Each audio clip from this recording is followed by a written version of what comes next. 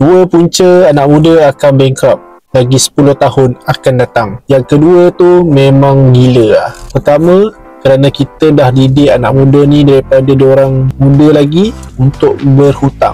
Contohnya macam hutang PT-PTN. Diorang ni belum ada kerja lagi, baru nak membina hidup, tapi dah kena apply PT-PTN. Sebagai parents, kena galakkan anak-anak ni untuk fight untuk beasiswa. Tak dapat juga beasiswa, sama belajar dekat tempat-tempat yang ada taja pelajaran secara percuma seperti MARA. Kita juga boleh buat satu tabung pendidikan untuk anak-anak sejak daripada kecil. Yang kedua adalah kemudahan kredit zaman sekarang yang memang senang nak apply, senang lulus. Okey, bayangkan sekarang ni kita nak beli apa-apa semua dah boleh hutang. Sofa, beli telefon, pergi dekat rumah orang nak shopping pun boleh guna pay later. Betul tak?